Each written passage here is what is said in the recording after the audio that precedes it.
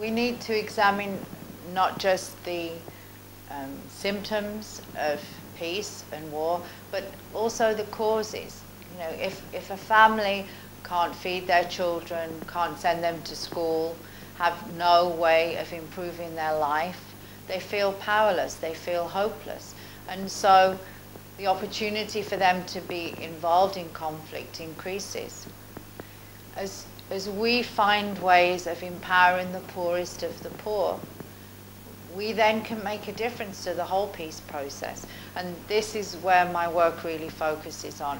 For the last 17 years, I have focused on what is it that makes the poor poor? What is it that makes the rich unable to empower the poor?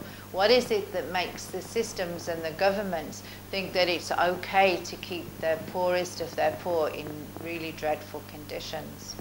And my conclusion is very simple, is that as we progress in life and we take things for granted, the fact that we have clean water, that we have food, that we have clothes to wear, that we have a roof over our head, then we forget about all the others, people that don't have that. Now, the wealth disparity is at the highest that it's ever been. The 7 wealthiest people in the world have more money than the bottom 1 billion people. Now, 1 billion people is a lot of people, and they're living on less than $1 a day. Now, what does that mean in reality? Well, I've traveled across Africa, I've traveled across Asia, and I've met with women who their concept of a bank account is a goat, and the goat is tethered by a rope eating banana skins. And if that woman's child gets sick with malaria or TB or something like that, she sells the goat and goes and buys medicines. Why should a goat need to be a bank account? That's what I ask that question. I've sat with children who have worms crawling through their fingers that are crying in agony as the worms eat away at their fingers or their toes.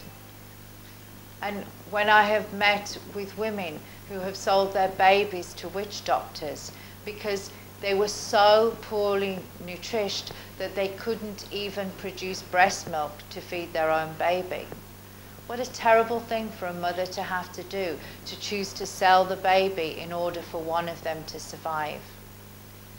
I've met and sat with school teachers and headmasters who are in tears, having to choose between paying their teachers their salaries or buying sand for the classroom floor to stop the worms crawling through the floor and eating the children's toes.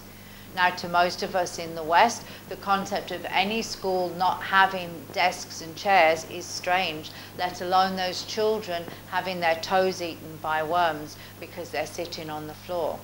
But these children want to learn. They have fantastic talents, they have fantastic skills, and they are eager to have an education.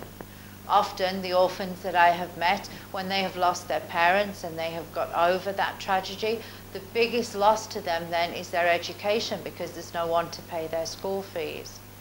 So that is why I'm committed to improving the quality of life for 200 million people across the world, and that includes 13 million orphans in Africa in 2,166 communities, 8 million orphans across India in 1,333 communities. People say that's overambitious. Yes, this is time to be overambitious. If we had solutions to our problems, to our social problems, nobody would need me.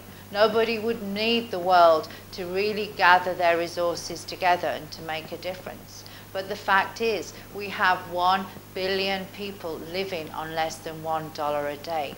We have 1 billion people not able to sustain themselves, not able to participate in the global economy. And that's a waste of time, a waste of talent, and a waste of skills. All of us are human resources. All of us are assets of our country. We all should be cooperating, collaborating, and participating in the global economy, because when we build prosperity from the bottom up, that's green, it's sustainable, it empowers people, it restores the dignity to the poorest of the poor. These are very simple things to talk about, but a lot more difficult to achieve. And we have invested the time and energy and money to learn what the poor need, to learn how to transfer the knowledge, the processes, and the technologies to empower them. And that's why, as Queen of Green, leading this foreign empowerment policy, which is a convergence of foreign policy, economic stimulus, poverty alleviation, and mass collaboration, I am so happy to include the poor in the solution instead of them being the problem. We have to go beyond aid. We have to go beyond trade and into empowerment. As we plan top-down and we invest in these communities bottom-up, you see an incredible release of energy and talent and opportunity. And that's what I am here to serve the empowerment of the 1 billion poorest of the poor across the world. Let us give them peace. Let us give them prosperity. Let's give them a chance to participate in the global economy and provide services and products in their community, in their countries, and across the world. This is what Queen of Green stands for: peace, prosperity, and empowerment.